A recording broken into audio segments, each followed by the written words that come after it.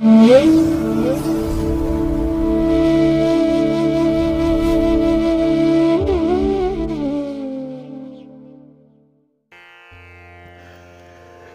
ಮಹಾಗಣಪತಿಯೇ ನಮಃ.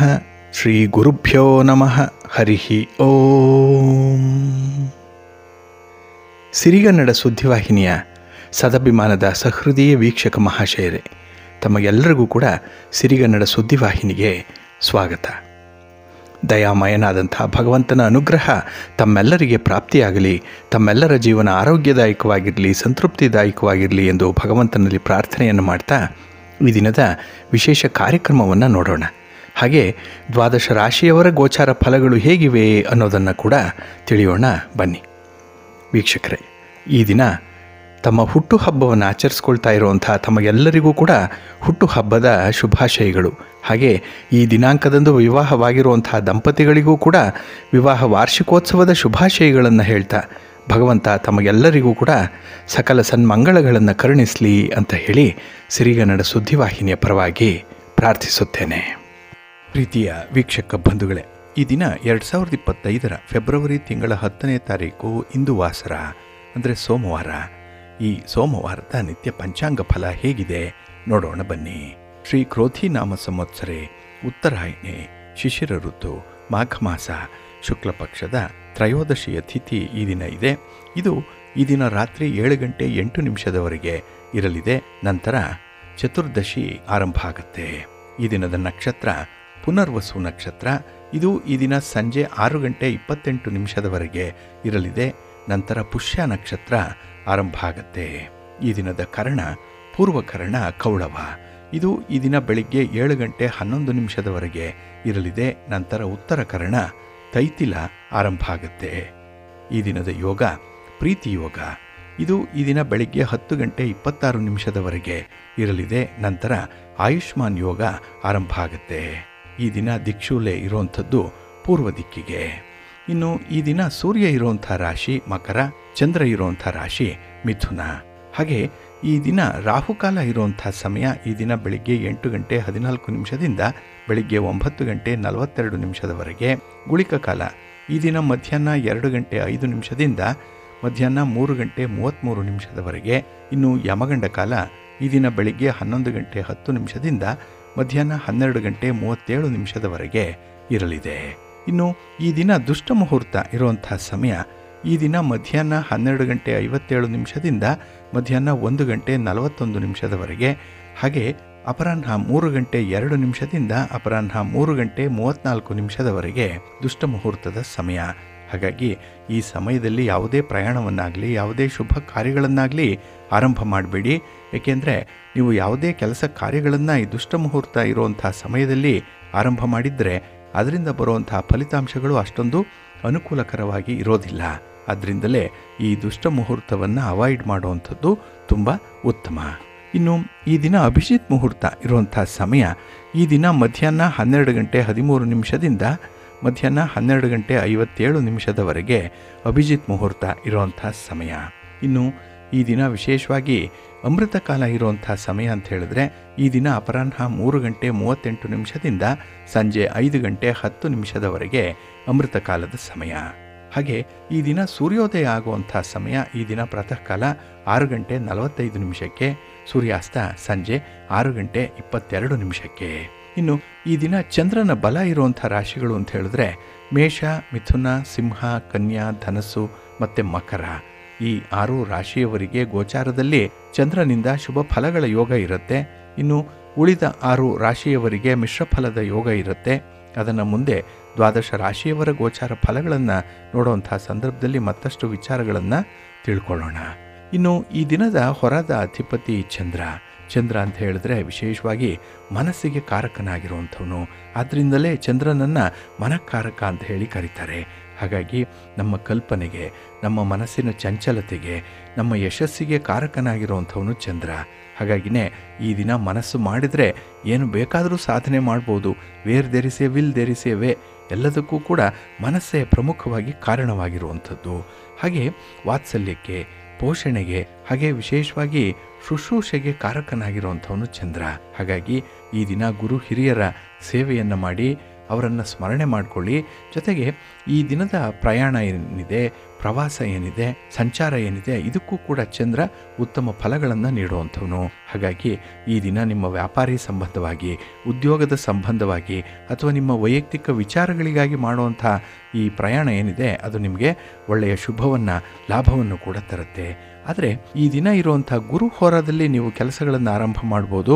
ಆದರೆ ಈ ಬೆಳಗಿನ ಗುರುಹೋರಾದ ಸಮಯದಲ್ಲಿ ರಾಹುಕಾಲ ಇರುತ್ತೆ, ಇದನ್ನು ಸ್ವಲ್ಪ ಅವಾಯ್ಡ್ ಮಾಡಬೇಕಾಗತ್ತೆ. ಹಾಗಾಗಿ ಈ ದಿನ ಗುರುಹೋರ ಇರುವಂಥ ಸಮಯ ಬೆಳಿಗ್ಗೆ 8 ಗಂಟೆ 39 ನಿಮಿಷದಿಂದ ಬೆಳಿಗ್ಗೆ 9 ಗಂಟೆ 38 ನಿಮಿಷದವರೆಗೆ. ಇನ್ನು ಮಧ್ಯಾಹ್ನ 3 ಗಂಟೆ 28 ನಿಮಿಷದಿಂದ ಅಪರಾಹ್ನ 4 ಗಂಟೆ 27 ನಿಮಿಷದವರೆಗೂ ಕೂಡ ಗುರುಹೋರ ಇರುತ್ತೆ. ಇದನ್ನು ಅನುಸರಣೆ ಮಾಡ್ಬೋದು. ಹಾಗೆ ಈ ದಿನ ರಾತ್ರಿ 10 ಗಂಟೆ 30 ನಿಮಿಷದಿಂದ ರಾತ್ರಿ 11 ಗಂಟೆ 31 ನಿಮಿಷದವರೆಗೂ ಕೂಡ ಗುರುಹೋರ ಇರುತ್ತೆ. ಇದನ್ನು ಕೂಡ ನೀವು ಅನುಸರಣೆ ಮಾಡ್ಬೋದು. ಆದರೆ ಈ ದಿನ ಇರುವಂಥ ಶನಿ ಹೋರ ಸ್ವಲ್ಪ ಅನಾನುಕೂಲಕರವಾಗಿರುತ್ತೆ. ಅದರಲ್ಲೂ ಅನ್ಫೇವರಬಲ್ ಆಗಿರುವಂಥ ಸಂದರ್ಭಗಳು ಜಾಸ್ತಿ ಇರುತ್ತೆ. ಏಕೆಂದರೆ ನೀವು ಪ್ರಾರಂಭ ಮಾಡುವಂಥ ಕೆಲಸ ಕಾರ್ಯಗಳು ತುಂಬ ನಿಧಾನವಾಗಿ ನಡೆಯುತ್ತೆ. ಹಾಗಾಗಿನೇ ಕೆಲವೊಂದು ಪ್ರಮುಖವಾದಂತಹ ಕೆಲಸ ಕಾರ್ಯಗಳನ್ನು ಆದಷ್ಟು ಶನಿ ಹೋರಾದಲ್ಲಿ ಮಾಡಬೇಡಿ. ಇದು ಈ ದಿನ ಬೆಳಿಗ್ಗೆ 7 ಗಂಟೆ 41 ನಿಮಿಷದಿಂದ ಬೆಳಿಗ್ಗೆ 8 ಗಂಟೆ 39 ನಿಮಿಷದವರೆಗೆ. ಇನ್ನು ಮಧ್ಯಾಹ್ನ 2 ಗಂಟೆ 30 ನಿಮಿಷದಿಂದ ಅಪರಾಹ್ನ 3 ಗಂಟೆ 28 ನಿಮಿಷದವರೆಗೆ. ಹಾಗೆ ರಾತ್ರಿ 9 ಗಂಟೆ 28 ನಿಮಿಷದಿಂದ ರಾತ್ರಿ 10 ಗಂಟೆ 30 ನಿಮಿಷದವರೆಗೆ ಶನಿ ಹೋರ ಇರುವಂಥ ಸಮಯ. ಇದನ್ನು ಸ್ವಲ್ಪ ಅವಾಯ್ಡ್ ಮಾಡ್ಕೊಳ್ಳಿ, ಒಳ್ಳೆಯದಾಗತ್ತೆ. ಹಾಗೆ ಈ ದಿನ ಇರುವಂಥ ಕುಜ ಹೋರ ಕೂಡ ಅನ್ಫೇವರಬಲ್ ಆಗೇ ಇದೆ. ಅದು ಕೂಡ ನಿಮಗೆ ಅನುಕೂಲವನ್ನು ತರ್ತಾ ಇಲ್ಲ. ಅದರಲ್ಲೂ ಈ ಭೂಮಿಗೆ ಸಂಬಂಧಪಟ್ಟಂತಹ ಯಾವುದೇ ವಿಚಾರಗಳನ್ನು ಕೂಡ ಈ ದಿನ ಇರುವಂಥ ಕುಜ ಹೋರಾದಲ್ಲಿ ನೀವು ಪ್ರಾರಂಭ ಮಾಡಬೇಡಿ, ಪ್ರಯತ್ನ ಕೂಡ ಮಾಡಬೇಡಿ. ಹಾಗೆ ನ್ಯಾಯಾಲಯದಲ್ಲಿ ಯಾವುದೇ ಪ್ರಕರಣಗಳು ಇದ್ದರೆ, ಅದರಲ್ಲೂ ಈ ಭೂಮಿಗೆ ಸಂಬಂಧಪಟ್ಟಂಥ ಲಿಟಿಗೇಷನ್ಸ್ ಏನಾದರೂ ಇದ್ದರೆ ಅದನ್ನು ಫಾಲೋ ಅಪ್ ಮಾಡುವಂಥ ವಿಚಾರವನ್ನು ಕೂಡ ಆದಷ್ಟು ಕುಜ ಹೋರಾದಲ್ಲಿ ಮಾಡಬೇಡಿ.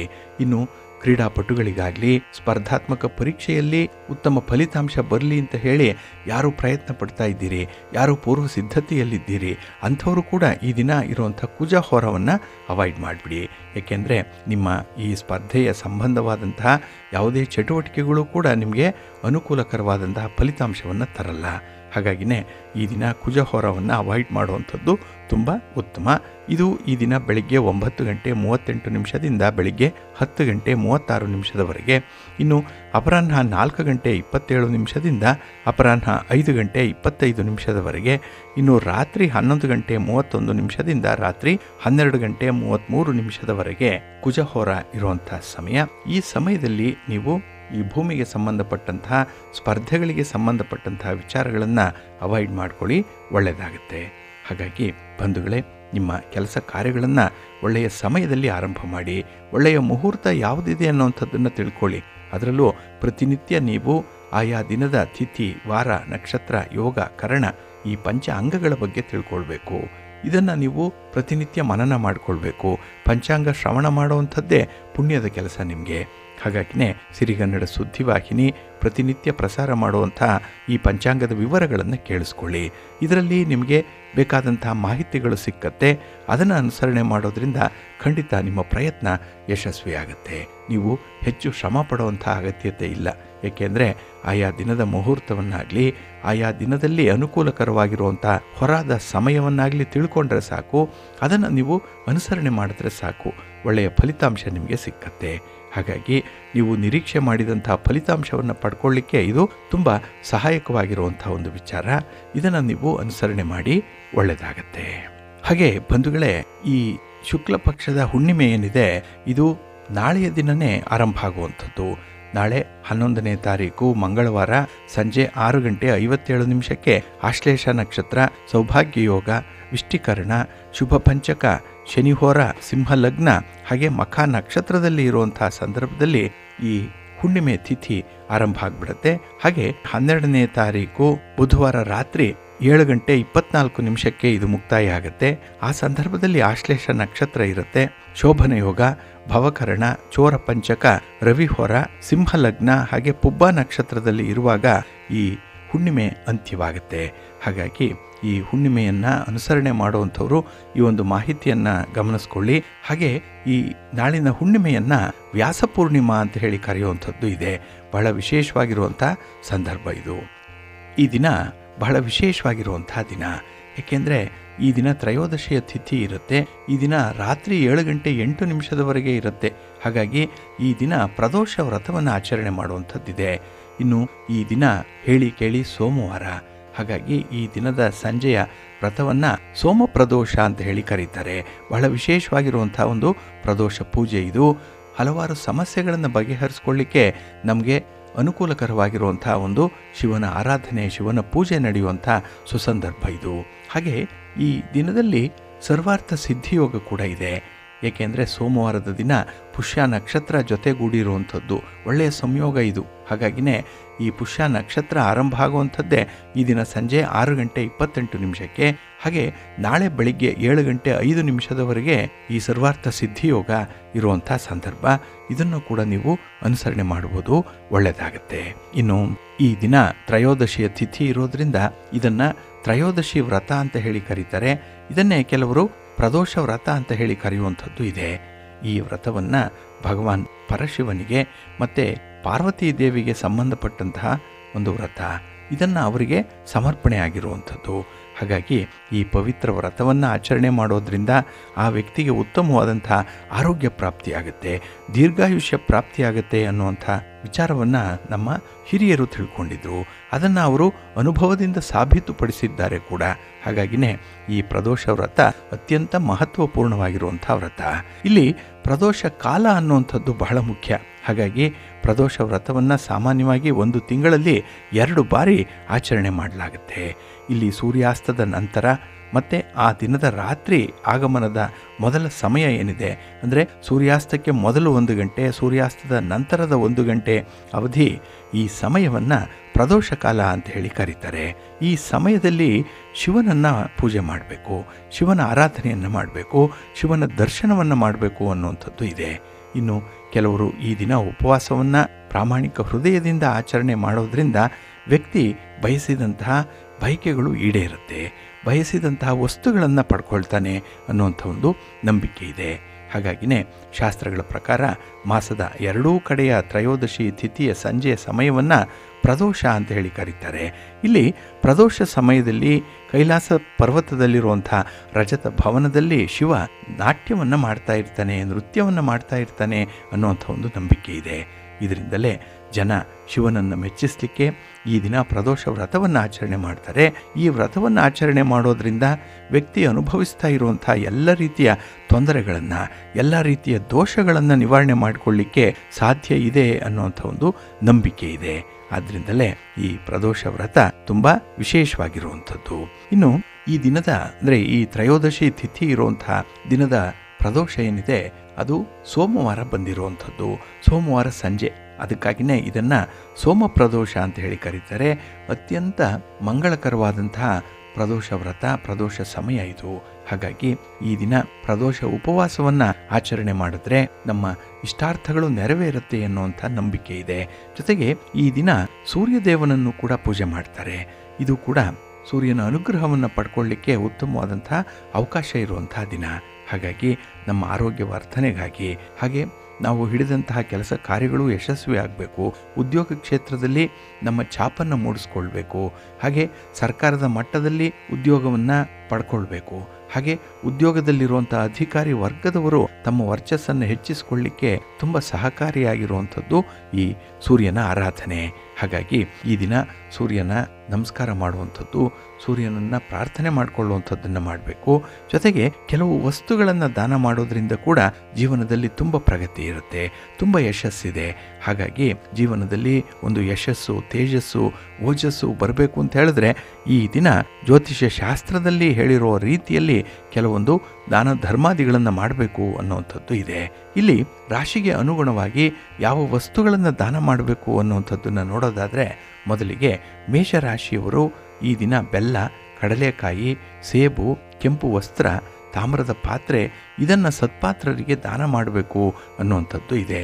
ಆದರೆ ಈ ಸತ್ಪಾತ್ರರನ್ನು ಹುಡುಕುವಂಥದ್ದೇ ಕಷ್ಟ. ಆದರೂ ಕೂಡ ಅದನ್ನು ನೀವು ದಕ್ಷಿಣೆ ಸಮೇತವಾಗಿ ದಾನ ಮಾಡೋದ್ರಿಂದ ವಿಶೇಷ ಫಲಗಳು ಸಿಕ್ಕತ್ತೆ. ಇನ್ನು ವೃಷಭ ರಾಶಿಯವರು ಈ ದಿನ ಬಿಳಿ ವಸ್ತ್ರವನ್ನು ದಾನ ಮಾಡಬೇಕು. ಬಿಳಿ ಎಳ್ಳನ್ನು, ಅಕ್ಕಿಯನ್ನು, ಬೆಳ್ಳಿಯನ್ನು, ಹಾಲು, ಮೊಸರು ಮತ್ತು ಸಕ್ಕರೆ ಇವುಗಳನ್ನು ಸತ್ಪಾತ್ರರಿಗೆ ದಾನ ಮಾಡೋದ್ರಿಂದ ಒಳಿತುಂಟಾಗುತ್ತೆ. ನಿಮ್ಮ ಸಮಸ್ಯೆಗಳು ನಿವಾರಣೆಯಾಗುತ್ತೆ. ಮನಸ್ಸಿಗೆ ಒಂದು ರೀತಿಯಲ್ಲಿ ಉತ್ಸಾಹ, ಚಂಚಲ ಮನಸ್ಸನ್ನು ಈ ದಿನ ಹಿಡಿದಿಟ್ಕೊಳ್ಳಿಕ್ಕೆ ಈ ಒಂದು ಪರಿಹಾರವನ್ನು ಮಾಡ್ಬೋದು, ಒಳ್ಳೆಯದಾಗತ್ತೆ. ಇನ್ನು ಮಿಥುನ ರಾಶಿಯವರು ಹಸಿರು ವಸ್ತ್ರಗಳನ್ನು ದಾನ ಮಾಡಬೇಕು. ಅದರಲ್ಲೂ ಹೆಸರು ಕಾಳನ್ನು, ಹಸಿರು ತರಕಾರಿಗಳನ್ನು, ಹಾಗೆ ಹಸಿರು ಬಣ್ಣದ ಹಣ್ಣುಗಳನ್ನು, ಕಂಚಿನ ಪಾತ್ರೆ ಇವುಗಳನ್ನು ದಾನ ಮಾಡೋದ್ರಿಂದ ಇಷ್ಟಾರ್ಥಗಳನ್ನು ನೆರವೇರಿಸಿಕೊಳ್ಳಿಕ್ಕೆ ಸಾಧ್ಯ ಇದೆ. ಇನ್ನು ಕರ್ಕಾಟಕ ರಾಶಿಯವರು ವಿಶೇಷವಾಗಿ ಬಿಳಿಯ ವಸ್ತ್ರಗಳನ್ನು ದಾನ ಮಾಡಬೇಕು. ಇನ್ನು ಅಕ್ಕಿ, ಬೆಳ್ಳಿ, ಹಾಲು, ಮೊಸರು ಇವುಗಳನ್ನು ಕೂಡ ದಾನ ಮಾಡೋದ್ರಿಂದ ಒಳಿತುಂಟಾಗತ್ತೆ ಅನ್ನುವಂಥ ಒಂದು ನಂಬಿಕೆ ಇದೆ. ಇನ್ನು ಸಿಂಹರಾಶಿಯವರು ಕೆಂಪು ವಸ್ತ್ರವನ್ನು ದಾನ ಮಾಡಬೇಕು. ಹಾಗೆ ಗೋಧಿ, ಬೆಲ್ಲ, ಚಿನ್ನ ಮತ್ತು ತಾಮ್ರದ ಪಾತ್ರೆಗಳನ್ನು ಸತ್ಪಾತ್ರರಿಗೆ ದಾನ ಮಾಡೋದ್ರಿಂದ ಶ್ರೇಯಸ್ಕರ ಉಂಟಾಗುತ್ತೆ. ಇನ್ನು ಕನ್ಯಾ ರಾಶಿಯವರು ವಿಶೇಷವಾಗಿ ಈ ದಿನ ಹಸಿರು ವಸ್ತ್ರಗಳನ್ನು ದಾನ ಮಾಡಬೇಕು. ಹೆಸರು ಕಾಳನ್ನು ದಾನ ಮಾಡಬೇಕು.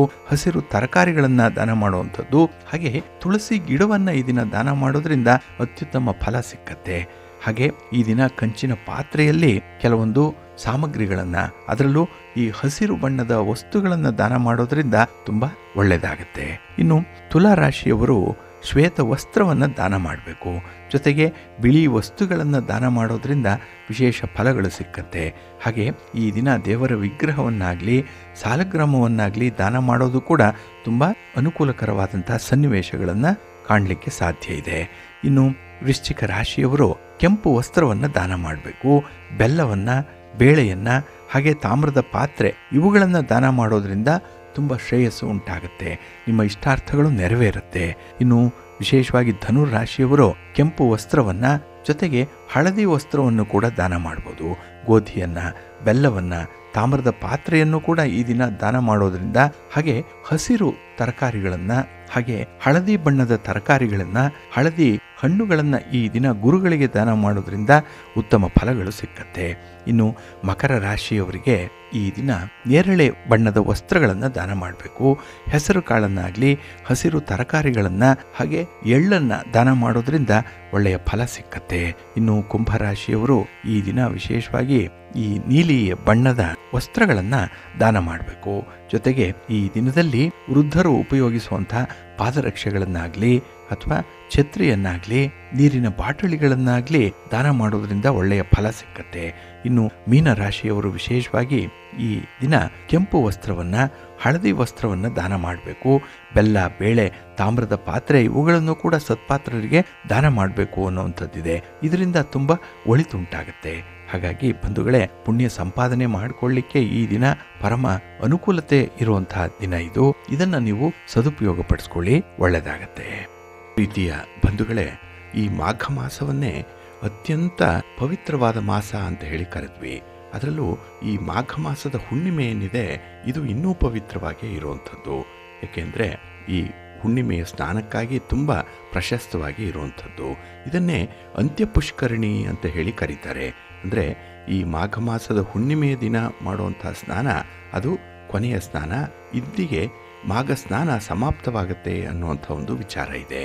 ಹಾಗಾಗಿ ಈ ಮಾಘ ಮಾಸದಲ್ಲಿ ಮಾಘ ಸ್ನಾನ ಮಾಡುವಂಥವರು ಹುಣ್ಣಿಮೆಯ ದಿನ ಸ್ನಾನವನ್ನು ಮಾಡಿದ್ರೆ ಅತ್ಯಂತ ಫಲದಾಯಕವಾಗಿರುತ್ತೆ ಅನ್ನುವಂಥ ಒಂದು ಅಭಿಪ್ರಾಯ ಇದೆ. ಹಾಗೆ ಈ ಮಹಾಮಾಘಿ ಅಂತ ಹೇಳಿ ಕರೀತಾರೆ. ಅಂದರೆ ಈ ಮಾಘ ಪೂರ್ಣಿಮೆಯ ದಿನ ಮಖ ನಕ್ಷತ್ರ ಇರಬೇಕು, ಗುರು ಮತ್ತು ಚಂದ್ರ ಇಬ್ಬರೂ ಕೂಡ ಸಂಯೋಗ ಆಗಿರಬೇಕು. ಇದನ್ನು ಮಹಾಮಾಘಿ ಅಂತ ಹೇಳಿ ಕರೆಯುವಂಥದ್ದು ಇದೆ. ಹಾಗಾಗಿನೇ ಇಲ್ಲಿ ಬಹಳ ವಿಶೇಷವಾಗಿ ಈ ಹುಣ್ಣಿಮೆಯನ್ನು ವ್ಯಾಸ ಪೂರ್ಣಿಮೆ ಅಂತ ಹೇಳಿ ಕೂಡ ಕರೆಯುವಂಥದ್ದು ಇದೆ. ಇದು ವ್ಯಾಸರ ಪೂಜೆಯ ವಿಹಿತವಾಗಿ ಇರುವಂಥ ಹುಣ್ಣಿಮೆ ಇದು. ಹಾಗೆ ಈ ದಿನ ಯಾರೂ ರಥಸಪ್ತಮಿಯ ದಿನ ಕೂಷ್ಮಾಂಡ ದಾನವನ್ನು ಮಾಡಿಲ್ಲ.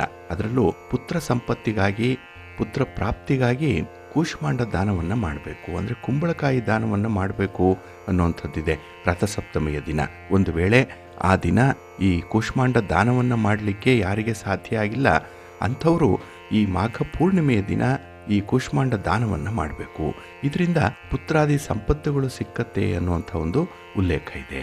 ಹಾಗಾಗಿನೇ ಬಹಳ ವಿಶೇಷವಾಗಿ ಈ ಹುಣ್ಣಿಮೆಯ ದಿನ ಕೂಷ್ಮಾಂಡ ದಾನವನ್ನು ಮಾಡಬೇಕು. ಇನ್ನು ಈ ದಿನ ಅಂದರೆ ತ್ರಯೋದಶಿ ದಿನವೇ ಅಂತ್ಯಪುಷ್ಕರಣಿ ಸ್ನಾನವನ್ನು ಮಾಡ್ತಾರೆ. ಆ ದಿನ ಸ್ತ್ರೀಯರು ಬಾಗಿನವನ್ನು ಕೊಡಬೇಕು ಅನ್ನುವಂಥದ್ದಿದೆ. ಇದರಿಂದ ಸ್ತ್ರೀಯರಿಗೆ ಸಕಲ ಸೌಭಾಗ್ಯಗಳು ಕೂಡ ಪ್ರಾಪ್ತಿಯಾಗತ್ತೆ ಅನ್ನುವಂಥದ್ದು ಇದೆ. ಹಾಗಾಗಿನೇ ಈ ಹುಣ್ಣಿಮೆಯ ದಿನ ಸ್ನಾನ ಮತ್ತು ದಾನ ಇದೆರಡಕ್ಕೂ ತುಂಬ ಮಹತ್ವ ಇದೆ. ಹಾಗೆ ಈ ಪ್ರಾತಃ ಕಾಲದಲ್ಲಿ ಸ್ನಾನವನ್ನು ಅರುಣೋದಯ ಕಾಲಕ್ಕೆ ಮಾಡಬೇಕು. ನಿತ್ಯ ಕರ್ಮಗಳನ್ನು ಮುಗಿಸಿ ಆ ದಿನ ಎಳ್ಳನ್ನು, ಹತ್ತಿಯ ಬಟ್ಟೆಯನ್ನು, ಕಂಬಳಿಯನ್ನು, ರತ್ನವನ್ನು, ವಸ್ತ್ರವನ್ನು, ಟೋಪಿ ಹಾಗೆ ಚಪ್ಪಲಿ ಇತ್ಯಾದಿಗಳನ್ನು ದಾನ ಮಾಡಬೇಕು ಅನ್ನುವಂಥದ್ದಿದೆ. ಇದರಿಂದ ಸರ್ವ ಪಾಪಗಳೂ ಕೂಡ ನಾಶ ಆಗಿ ಸ್ವರ್ಗದಲ್ಲಿ ಸ್ಥಾನವನ್ನು ಪಡ್ಕೊಳ್ತಾರೆ ಅನ್ನುವಂಥ ಒಂದು ನಂಬಿಕೆ ಇದೆ. ಆದ್ದರಿಂದಲೇ ಈ ಹುಣ್ಣಿಮೆಯ ದಿನ ಕೈಲಾದ ದಾನಾದಿಗಳನ್ನು ಮಾಡಿ ಅನ್ನುವಂಥದ್ದಿದೆ. ಇದನ್ನು ಭವಿಷ್ಯೋತ್ತರ ಪುರಾಣ ತಿಳಿಸುತ್ತೆ. ಹಾಗಾಗಿನೇ ಈ ಮಾಘ, ವೈಶಾಖ ಮತ್ತು ಕಾರ್ತಿಕ ಈ ಮೂರು ಮಾಸಗಳೇನಿದೆ ಇದರಲ್ಲಿ ಬರುವಂಥ ಹುಣ್ಣಿಮೆ ಅತ್ಯಂತ ಪ್ರಶಸ್ತವಾಗಿರುವಂಥದ್ದು. ಅದರಲ್ಲೂ ದಾನಾದಿಗಳಿಗೆ ಮಹಾಫಲವನ್ನು ನೀಡುವಂಥದ್ದು ಇದು. ಹಾಗಾಗಿ ಈ ದಿನಗಳಲ್ಲಿ ಮಾಡಿದಂತಹ ದಾನಾದಿಗಳಿಗೆ 100 ಪಟ್ಟು ಹೆಚ್ಚಿನ ಫಲವನ್ನು ಭಗವಂತ ನೀಡ್ತಾನೆ ಅನ್ನುವಂಥ ಒಂದು ಉಲ್ಲೇಖ ಇದೆ. ಹಾಗೆ ಯಾರೇ ಆದರೂ ಕೂಡ ಎಳ್ಳನ್ನು ದಾನ ತಗೊಳ್ಳಲ್ಲ, ಲೋಹವನ್ನು ದಾನ ಪಡ್ಕೊಳ್ಳಲ್ಲ, ಮಹಿಷಿ ಅಂದರೆ ಎಮ್ಮೆಯನ್ನು ದಾನ ಪಡ್ಕೊಳ್ಳಲ್ಲ, ತೈಲವನ್ನು, ಲವಣವನ್ನು, ತಿಲಧೇನು, ಮಣಿ ಇವುಗಳನ್ನು ದಾನವಾಗಿ ಸ್ವೀಕರಿಸಬಾರದು ಅನ್ನುವಂಥದ್ದನ್ನು ದಾನಮಯೂಖ ಅನ್ನುವಂಥ ಗ್ರಂಥ ತಿಳಿಸುತ್ತೆ. ಆದರೆ ಈ ದಾನ ಪಡ್ಕೊಳ್ಳಿಕ್ಕೆ ಈ ರೀತಿ ನಿಷೇಧ ಇದ್ದರೂ ಕೂಡ ಈ ಮಾಘ ಮಾಸಾದಿಗಳಲ್ಲಿ ದಾನವನ್ನು ಕೊಡಲಿಕ್ಕೆ ಹೇಳಿರೋದ್ರಿಂದ ಈ ಮಾಸಗಳಲ್ಲಿ ತಿಲ ಲೋಹಾದಿಗಳನ್ನು ಸ್ವೀಕರಿಸ್ಬೋದು ಅನ್ನುವಂಥ ಒಂದು ಅಭಿಪ್ರಾಯ ಕೂಡ ಇದೆ. ಹಾಗಾಗಿ ಯಾರು ದಾನವನ್ನು ತೆಗೆದುಕೊಳ್ಬಾರ್ದು ಅಂತ ಇದ್ದಾರೋ ಅಂಥವರು ಕೂಡ ಈ ಮಾಘ ಮಾಸದಲ್ಲಿ ದಾನವನ್ನು ತೆಗೆದುಕೊಳ್ಬಹುದು. ಹಾಗೆ ದಾನವನ್ನು ಕೊಡೋವಂಥವರು ಈ ಮಾಘ ಮಾಸದ ಹುಣ್ಣಿಮೆಯ ದಿನ ವಿಶೇಷವಾಗಿ ಕೊಟ್ಟರೆ ಹೆಚ್ಚಿನ ಫಲಗಳು ಸಿಕ್ಕತ್ತೆ. ಅದೇ ಶ್ರೇಷ್ಠವಾಗಿರುವಂಥದ್ದು. ಅದರಲ್ಲೂ ಈ ಹುಣ್ಣಿಮೆಯ ದಿನ ತಿಲದಾನವನ್ನು ಮಾಡಿದ್ರೆ, ಎಳ್ಳನ್ನು ದಾನ ಮಾಡಬೇಕು. ಇದರಿಂದ ನರಕ ಬಾಧೆ ತಪ್ಪತ್ತೆ ಅನ್ನುವಂಥ ಒಂದು ವಿಚಾರ ಇದೆ. ಹಾಗಾಗಿನೇ ಜೀವನದಲ್ಲಿ ದುಃಖ ಇದೆ, ಸಮಸ್ಯೆ ಇದೆ, ನೋವಿದೆ, ಅವಮಾನ ಆಗಿದೆ, ಅಡಿಗಡಿಗೂ ಕೂಡ ತೊಂದರೆಗಳಾಗ್ತಾ ಇದೆ ಅಂಥವರು ನಾಳೆಯ ದಿನ ಈ ಹುಣ್ಣಿಮೆಯ ದಿನ ಎಳ್ಳನ್ನು ದಾನ ಮಾಡಿ. ಸ್ವಲ್ಪ ದಕ್ಷಿಣೆ ಸಮೇತ ಸತ್ಪಾತ್ರರಿಗೆ ಕೊಡೋದ್ರಿಂದ ನಿಮಗೆ ಹೆಚ್ಚಿನ ಫಲ ಪ್ರಾಪ್ತಿಯಾಗುತ್ತೆ. ಹಾಗೆ ಈ ಷಟ್ತಿಲದ ಬಗ್ಗೆ ಈಗಾಗಲೇ ಕೇಳಿದ್ದೀರಿ. ಮಕರ ಸಂಕ್ರಾಂತಿಯ ದಿನ ಆಗಲಿ, ರಥಸಪ್ತಮಿಯ ದಿನ ಆಗಲಿ ಈ ಷಟ್ತಿಲವನ್ನು ಅಂದರೆ 6 ರೀತಿಯಲ್ಲಿ ಎಳ್ಳನ್ನು ಬಳಸಬೇಕು ಅನ್ನುವಂಥ ಒಂದು ವಿಚಾರ ಏನಿದೆ ಅದನ್ನು ಈ ಸಂದರ್ಭದಲ್ಲಿ ನೀವು ಅನುಸರಣೆ ಮಾಡಬೇಕು. ಅಂದರೆ ಎಳ್ಳಿನಿಂದ ಮೈಯನ್ನು ಉಜ್ಜಿಕೊಳ್ಳುವಂಥದ್ದು, ಎಳ್ಳಿನಿಂದ ಸ್ನಾನವನ್ನು ಮಾಡುವಂಥದ್ದು, ಹಾಗೆ ತಿಲ ಹೋಮವನ್ನು ಮಾಡುವಂಥದ್ದು, ತಿಲ ಉದಕ ದಾನವನ್ನು ಮಾಡುವಂಥದ್ದು ಅಂದರೆ ತರ್ಪಣಾದಿಗಳನ್ನು ಕೊಡುವಂಥದ್ದು, ಇನ್ನು ತಿಲ ದಾನ ಮಾಡುವಂಥದ್ದು, ತಿಲದಿಂದ ಮಾಡಿದಂತಹ ತಿಂಡಿಗಳನ್ನು ಭಕ್ಷಿಸುವಂಥದ್ದು. ಹೀಗೆ ಷಟ್ತಿಲ ಏನಿದೆ ಇದು ಪಾಪಗಳನ್ನು ನಾಶ ಮಾಡುತ್ತೆ.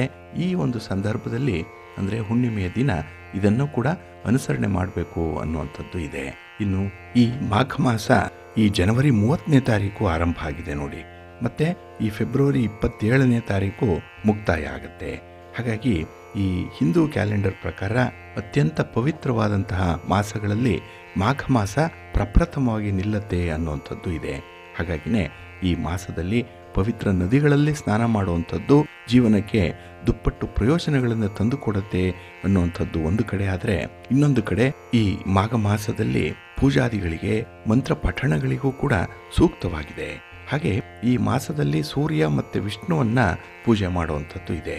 ಇನ್ನು ಮಾಘ ಮಾಸದ ಬಹುಳದಲ್ಲಿ ಬರುವಂತಹ ಮಹಾಶಿವರಾತ್ರಿ ಮಹಾಶಿವನ ಪೂಜೆಗೆ ಮೀಸಲಾಗಿರುವಂಥದ್ದು. ಒಟ್ಟಾರೆ ಈ ಮಾಘ ಮಾಸವೇ ಪೂಜಾದಿಗಳಿಗೆ ಅತ್ಯಂತ ಶ್ರೇಷ್ಠವಾಗಿರುವಂಥದ್ದು. ಹಾಗೆ ಈ ಮಾಸದಲ್ಲಿ ಮಾಡುವಂಥ ಗಂಗಾ ಸ್ನಾನ ಏನಿದೆ ಅದು ಕೂಡ ವಿಶೇಷ ಪ್ರಯೋಜನವನ್ನು ನೀಡುತ್ತೆ ಅನ್ನುವಂಥ ಉಲ್ಲೇಖ ಭವಿಷ್ಯತ್ತರ ಪುರಾಣದಲ್ಲಿದೆ. ಇನ್ನು ಗಂಗಾ ನದಿಯಲ್ಲಿ ಸ್ನಾನ ಮಾಡಲಿಕ್ಕೆ ಸಾಧ್ಯ ಆಗದೇ ಇದ್ದರೆ ಮನೆಯಲ್ಲಿ ಸ್ನಾನ ಮಾಡುವಾಗ ಆ ನೀರಿಗೆ ಗಂಗಾ ನೀರನ್ನು ಬೆರೆಸಿ ಸ್ನಾನ ಮಾಡುವಂಥದ್ದು ಗಂಗಾ ಸ್ನಾನವನ್ನು ಮಾಡಿದಷ್ಟೇ ಪುಣ್ಯ ಪ್ರಾಪ್ತಿಯಾಗತ್ತೆ ಅನ್ನುವಂಥ ಒಂದು ಉಲ್ಲೇಖ ಕೂಡ ಇದೆ. ಹಾಗಾಗಿನೇ ಈ ಮಾಘ ಮಾಸದಲ್ಲಿ ನದಿ ಸ್ನಾನವನ್ನು ಮಾಡಬೇಕು. ಇದನ್ನೇ ಮಾಘ ಸ್ನಾನ ಅಂತ ಹೇಳಿ ಕರೆಯುವಂಥದ್ದು. ಹಾಗೆ ಸೂರ್ಯದೇವನನ್ನು ಆರಾಧನೆ ಮಾಡಬೇಕು. ಅದಕ್ಕಾಗಿಯೇ ರಥಸಪ್ತಮಿಯ ದಿನ ವಿಶೇಷವಾಗಿ ಸೂರ್ಯನ ಆರಾಧನೆಯನ್ನು ಮಾಡುವಂಥದ್ದು. ಇನ್ನು ಈ ಮಾಘ ಮಾಸದಲ್ಲೇ ಅನ್ನದಾನವನ್ನು ಮಾಡಿದ್ರೆ ಸಕಲ ಸಂಪತ್ತುಗಳು ಕೂಡ ಲಭ್ಯವಾಗುತ್ತೆ ಅನ್ನುವಂಥ ಒಂದು ನಂಬಿಕೆ ಇದೆ. ಹಾಗಾಗಿನೇ ಈ ಮಾಘ ಮಾಸದಲ್ಲಿ ದಾನಾದಿಗಳಿಗೂ ಕೂಡ ಪ್ರಶಸ್ತಿ ಇದೆ. ಇನ್ನು ಈ ಮಾಸದಲ್ಲಿ ತಾಮಸಿಕ ಆಹಾರ ಪದಾರ್ಥಗಳನ್ನು ಸೇವನೆ ಮಾಡಬಾರ್ದು, ಕೆಟ್ಟ ಆಲೋಚನೆಗಳನ್ನು ಮಾಡಬಾರ್ದು, ಅಪ್ಪಿತಪ್ಪಿಯೂ ಕೂಡ ಮಾಂಸಾಹಾರ ಮತ್ತು ಮದ್ಯವನ್ನು ಸೇವನೆ ಮಾಡಬಾರ್ದು ಅನ್ನುವಂಥದ್ದು ಇದೆ. ಹಾಗೆ ಈ ಮಾಘ ಮಾಸದಲ್ಲಿ ಕೆಲವರು ಮೂಲಂಗಿಯನ್ನು ಕೂಡ ಸೇವನೆ ಮಾಡಲ್ಲ, ಏಕೆಂದರೆ ಇದು ಕೂಡ ತಾಮಸಿಕ ಗುಣವನ್ನು ಬೆಳೆಸ್ಬಿಡತ್ತೆ ಅನ್ನುವಂಥ ಒಂದು ವಿಚಾರ ಇದೆ. ಹಾಗೆ ಈ ಮಾಘ ಮಾಸದಲ್ಲಿ ತುಳಸಿ ಪೂಜೆ ಮಾಡುವಂಥದ್ದು ಅತ್ಯಂತ ಪುಣ್ಯಕರ. ಹಾಗಾಗಿನೇ ಮುತ್ತೈದೆ ಸ್ತ್ರೀಯರು ಈ ತುಳಸಿ ಪೂಜೆಯನ್ನು ಪ್ರತಿನಿತ್ಯ ಮಾಡಬೇಕು. ಇದರಿಂದ ಜೀವನದಲ್ಲಿ ಧನಾತ್ಮಕ ಬದಲಾವಣೆಗಳನ್ನು ತಂದುಕೊಳ್ಳಲಿಕ್ಕೆ ಸಾಧ್ಯವಾಗುತ್ತೆ ಅನ್ನುವಂಥ ಒಂದು ವಿಚಾರ ಇದೆ. ಇನ್ನು ಈ ಮಾಘ ಮಾಸ ಶಕಯುಗದ 11ನೇ ತಿಂಗಳು ಇದು. ಹಾಗಾಗಿನೇ ಹಿಂದೂ ಹಬ್ಬಗಳನ್ನು ಆಚರಿಸಲಿಕ್ಕೆ ಈ ಮಾಸ ತುಂಬ ಶುಭಕರ ಮತ್ತು ಲಾಭಕರ ಅಂತ ಹೇಳಿ ಪರಿಗಣಿಸಿದ್ದಾರೆ. ಹಾಗೆ ಈ ಮಾಸದಲ್ಲಿ ನೋಡಿ, ವಸಂತ ಪಂಚಮಿ ಬಂತು, ರಥಸಪ್ತಮಿ ಬಂತು, ಭೀಷ್ಮಾಷ್ಟಮಿ ಬಂತು, ಮಧ್ವನವಮಿ ಬಂತು, ಮಹಾಶಿವರಾತ್ರಿ ಬಂತು, ಭೀಷ್ಮ ಏಕಾದಶಿ ಬಂತು. ಹಾಗೆ ಗುಪ್ತ ನವರಾತ್ರಿ ಕೂಡ ಬರುವಂಥದ್ದು ಈ ಮಾಘ ಮಾಸದಲ್ಲೇ.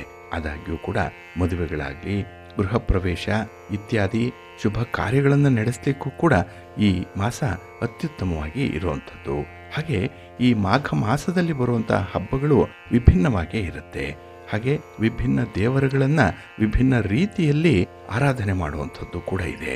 ಇಲ್ಲಿ ಮಹಾಲಕ್ಷ್ಮಿಯನ್ನ, ಮಹಾ ಸರಸ್ವತಿಯನ್ನ, ಸೂರ್ಯನನ್ನ, ಭೀಷ್ಮ ಪಿತಾಮಹರನ್ನ, ಮಧ್ವಾಚಾರ್ಯರನ್ನ, ಶಕ್ತಿ ದೇವತೆಗಳನ್ನ ವಿಶೇಷವಾಗಿ ಪೂಜಿಸುವಂತಹ ಮಾಘ ಮಾಸ ಇದು. ಹಾಗಾಗಿ ಬರೀ ಶಿವತತ್ವ, ವಿಷ್ಣು ತತ್ವ ಇರುವಂತಹ ದೇವರುಗಳನ್ನ ಪೂಜೆ ಮಾಡುವಂಥದ್ದಲ್ಲ, ವಿಶೇಷವಾಗಿ ಬೇರೆ ಬೇರೆ ದೇವತೆಗಳನ್ನು ಆಹ್ವಾನಿಸಿ ಅವರನ್ನು ಪೂಜೆ ಮಾಡುವಂಥದ್ದು ಇದೆ. ಇನ್ನು ಈ ಮಾಘ ಮಾಸ ತಮ್ಮೆಲ್ಲರಿಗೂ ಕೂಡ ಒಳಿತನ್ನೇ ತರಲಿ. ಅದರಲ್ಲೂ ಮಾಘದ ಹುಣ್ಣಿಮೆ ಮತ್ತು ಅಮಾವಾಸ್ಯೆಗಳು ತಮಗೆ ವಿಶೇಷ ರೀತಿಯಲ್ಲಿ ಅನುಗ್ರಹವನ್ನು ಉಂಟು ಮಾಡಲಿ ಅಂತ ಹೇಳಿ ಸಿರಿಗನ್ನಡ ಸುದ್ದಿವಾಹಿನಿಯ ಪರವಾಗಿ ಪ್ರಾರ್ಥನೆ ಮಾಡೋಣ. ಪ್ರೀತಿಯ ಬಂಧುಗಳೇ, ಇನ್ನು ಮುಂದೆ 12 ರಾಶಿಯವರ ಗೋಚಾರ ಫಲಗಳು ಹೇಗಿವೆ ನೋಡೋಣ ಬನ್ನಿ. ಮೊದಲಿಗೆ ಮೇಷರಾಶಿ. ಮೇಷರಾಶಿಯವರಿಗೆ ಈ ದಿನ ಶುಭ ಫಲಗಳು ಇರುತ್ತೆ. ಅದರಲ್ಲೂ ತೃತೀಯದಲ್ಲೇ ಈ ದಿನ ಬೆಳಗಿನ ಅವಧಿಯವರೆಗೆ ಚಂದ್ರ ಇರ್ತಾನೆ. ಇದರಿಂದ ನಿಮ್ಮ ಸಮಸ್ಯೆಗಳಿಂದ ಮುಕ್ತಿಯನ್ನು ಪಡ್ಕೊಳ್ಳುವಂಥ ಒಂದು ಪ್ರಯತ್ನ ಇದೆ. ಹಾಗೆ ಈ ದಿನ ನಿಮ್ಮ ಯೋಜನೆಗಳು ಸಕಾಲಕ್ಕೆ ನಡೀತಾ ಇಲ್ಲ ಅಂತ ಹೇಳಿದ್ರೆ ಅದಕ್ಕೆ ಕಾರಣ ಯಾವುದು, ಅದಕ್ಕೆ ಮೂಲ ಏನು ಅನ್ನುವಂಥದ್ದನ್ನು ತಿಳಿಯುವಂಥ ಒಂದು ಕುತೂಹಲ ಇದೆ. ಅಂಥ ಒಂದು ಒಳ್ಳೆ ಪ್ರಯತ್ನ ಕೂಡ ಇದೆ. ಹಾಗೆ ಈ ದಿನದಲ್ಲಿ ಭಾವೋದ್ವೇಗಕ್ಕೆ ಒಳಗಾಗುವಂಥದ್ದನ್ನು ಸ್ವಲ್ಪ ತಪ್ಪಿಸ್ಕೊಳ್ಬೇಕಾಗತ್ತೆ. ಕೆಲವು ವಿಚಾರಗಳಲ್ಲಿ, ಕೆಲವು ವ್ಯಕ್ತಿಗಳಲ್ಲಿ ಇರುವಂಥ ಅಟ್ಯಾಚ್ಮೆಂಟ್ ಏನಿದೆ, ಇದು ಅಷ್ಟೊಂದು ಪ್ರಾಯೋಗಿಕವಾಗಿರಲ್ಲ ಅನ್ನುವಂಥ ವಿಚಾರ ನಿಮಗೆ ಗೊತ್ತಾಗುತ್ತೆ. ಹಾಗೆ ಸತ್ಯವನ್ನು ಅರಿತಂಥವನು ಸತ್ತಂತೆ ಇರಬೇಕು ಅಂತ ಹೇಳ್ತಾರೆ ಹಿರಿಯರು. ಆ ರೀತಿಯಾಗಿ ಈ ದಿನ ಕೆಲವೊಂದು ಸತ್ಯಗಳನ್ನು ಹೇಳುವಂತಹ ಸಂದರ್ಭ ಬಂದರೂ ಕೂಡ ಅದನ್ನು ಹೇಳಲಿಕ್ಕಾಗಲ್ಲ. ಹಾಗಾಗಿನೇ ಮೌನ ವಹಿಸುವಂಥದ್ದೇ ಈ ದಿನ ತುಂಬ ಉತ್ತಮ. ಇನ್ನು ಈ ದಿನ ಆಧ್ಯಾತ್ಮಿಕ ಚಿಂತನೆ ಹೆಚ್ಚಾಗುವಂಥದ್ದು ಕೂಡ ಇದೆ. ಹಾಗೆ ದೇವಾಲಯ ದರ್ಶನ ಇರ್ಬೋದು, ಹಿರಿಯರ ಒಂದು ಸೇವೆ ಇರ್ಬೋದು, ಇದರಲ್ಲಿ ಈ ದಿನ ಹೆಚ್ಚಿನ ಆಸಕ್ತಿ ಇರುತ್ತೆ. ಆದಾಯ ಸ್ವಲ್ಪ ಕನಿಷ್ಠ ಮಟ್ಟದಲ್ಲೇ ಇರಬಹುದು, ಆದರೂ ಕೂಡ ಆತ್ಮವಿಶ್ವಾಸ ಚೆನ್ನಾಗಿದೆ. ಹಾಗೆ ಈ ದಿನ ಅಧಿಕಾರಿಗಳ ಜೊತೆಯಲ್ಲಿ ಉತ್ತಮವಾದಂತಹ ಸಂವಹನವನ್ನು ಮಾಡುವಂಥದ್ದು ಇದೆ. ಸಮಾಜದಲ್ಲಿರುವಂಥ ಹಿರಿಯರಿಂದ, ಗಣ್ಯರಿಂದ ನಿಮ್ಮ ಕೆಲಸಗಳ ಬಗ್ಗೆ ತುಂಬ ಶ್ಲಾಘನೆ ವ್ಯಕ್ತವಾಗುವಂಥದ್ದು ಇದೆ.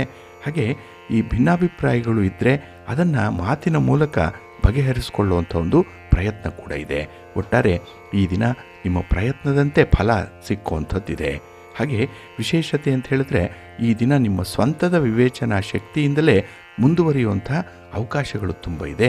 ಇದನ್ನು ಬಳಸ್ಕೊಳ್ಳಿ, ಒಳ್ಳೆಯ ಫಲ ನಿಮಗೆ ಸಿಕ್ಕತ್ತೆ. ಈ ದಿನ ಮಹಾವಿಷ್ಣುವನ್ನು, ಮಹಾಲಕ್ಷ್ಮಿಯನ್ನು ಆರಾಧನೆ ಮಾಡಿಕೊಳ್ಳಿ. ಗಣಪತಿಯನ್ನು ಈ ದಿನ ಧ್ಯಾನ ಮಾಡಿ, ಒಳ್ಳೆಯದಾಗುತ್ತೆ. ನಿಮ್ಮ ಅದೃಷ್ಟದ ಬಣ್ಣ ಗುಲಾಬಿ, ಅದೃಷ್ಟದ ದಿಕ್ಕು ಉತ್ತರ ದಿಕ್ಕು, ಅದೃಷ್ಟ ಸಂಖ್ಯೆ 1. ವೃಷಭರಾಶಿ. ವೃಷಭರಾಶಿಯವರಿಗೆ ಈ ದಿನ ಬೆಳಗಿನ ಅವಧಿಯಲ್ಲಿ ಸ್ವಲ್ಪ ಒತ್ತಡಗಳಿರುತ್ತೆ. ಆದರೆ ಸಂಜೆ ಆಗ್ತಾ ಇದ್ದಾಗೆ ಮನಸ್ಸು ತಿಳಿಯಾಗುತ್ತೆ. ಕೆಲಸ ಕಾರ್ಯಗಳಲ್ಲಿ ಆಸಕ್ತಿ ಹೆಚ್ಚಾಗುವಂಥದ್ದು ಇದೆ. ಹಾಗೆ ಹಣಕಾಸಿನ ವಿಚಾರದಲ್ಲಿ ಈ ದಿನ ಯಾರನ್ನೂ ಕೂಡ ಅತಿಯಾಗಿ ನಂಬಲಿಕ್ಕೆ ಹೋಗಬೇಡಿ. ನಿಮ್ಮ ಸ್ವಂತ ಶಕ್ತಿ ಎಷ್ಟಿದೆ, ನಿಮ್ಮ ಸಾಮರ್ಥ್ಯ ಏನಿದೆ, ನಿಮ್ಮ ಸಂಪನ್ಮೂಲ ಏನಿದೆ, ಅದನ್ನು ಅರಿತುಕೊಂಡು ಈ ದಿನ ಯೋಜನೆಯನ್ನು ರೂಪಿಸಿಕೊಳ್ಳುವಂಥದ್ದು ತುಂಬ ಉತ್ತಮ. ಹಾಗೆ ಈ ದಿನದಲ್ಲಿ ಕೆಲಸದಲ್ಲಿ ಸ್ಪರ್ಧೆಗಳು ತುಂಬ ಇರುತ್ತೆ, ಕಾಂಪಿಟೇಷನ್ ಇದೆ. ಅದರಲ್ಲೂ ಅನ್ಹೆಲ್ತಿ ಕಾಂಪಿಟೇಷನ್ ಅನ್ನುವಂಥದ್ದು ತುಂಬ ಬಾಧಿಸುತ್ತೆ ಈ ದಿನದಲ್ಲಿ. ಹಾಗಾಗಿನೇ ನಿಮ್ಮ ಮನಸ್ಸು ಸಂತುಷ್ಟವಾಗಿರಬೇಕು, ಸಂತೋಷವಾಗಿರಬೇಕು ಅಂತ ಹೇಳಿದ್ರೆ ನಿಮ್ಮನ್ನು ಬೇರೆಯವರ ಜೊತೆ ಹೋಲಿಸ್ಕೊಳ್ಬೇಡಿ. ನಿಮ್ಮ ಚಟುವಟಿಕೆಗಳು ಹೇಗೆ ನಡೀತಾ ಇದೆ ಅನ್ನುವಂಥದ್ದು ನಿಮಗಷ್ಟೇ ಮೀಸಲಾಗಿರಲಿ. ಆದರೆ ಬೇರೆಯವರ ವಿಚಾರದಲ್ಲಿ ಈ ದಿನ ಮೂಗು ತೂರಿಸುವಂಥ ಒಂದು ಪ್ರಯತ್ನವನ್ನು ಮಾಡಬೇಡಿ. ಹಾಗೆ ಈ ದಿನ ಕೈಗೊಂಡಂತಹ ಕೆಲಸ ಕಾರ್ಯಗಳಲ್ಲಿ ಸ್ವಲ್ಪ ಅಡೆತಡೆಗಳಿರುತ್ತೆ. ಆರಂಭಿಕ ಅಡೆತಡೆಗಳು, ಸ್ಟಾರ್ಟಿಂಗ್ ಹಿಕ್ಕಪ್ಸ್ ಅನ್ನುವಂಥದ್ದು ಈ ದಿನ ತುಂಬ ಇರುತ್ತೆ. ಸ್ವಲ್ಪ ತಾಳ್ಮೆಯಿಂದ ಅದನ್ನು ಪರಿಹಾರ ಮಾಡಿಕೊಳ್ಳಿ. ಇನ್ನು ಸಮಯಕ್ಕೆ ಸರಿಯಾಗಿ ಕೆಲಸಗಳು ಪೂರ್ಣ ಆಗಬೇಕು ಅಂತ ಹೇಳಿದ್ರೆ ಬೇರೆಯವರ ಬೆಂಬಲ, ನೆರವು, ಸಲಹೆ ಬೇಕೇ ಬೇಕಾಗುತ್ತೆ. ಹಾಗಾಗಿನೇ ಈ ದಿನ ಎಷ್ಟು ಬೇಕೋ ಅಷ್ಟೇ ಬೇರೆಯವರನ್ನು ಆಶ್ರಯಿಸಬೇಕಾಗತ್ತೆ. ಇನ್ನು ಸಾಧಾರಣವಾಗಿ ಈ ದಿನ ಮನೆಯ ವಾತಾವರಣ ಸಂತೋಷದಾಯಕವಾಗಿಯೇ ಇರುತ್ತೆ.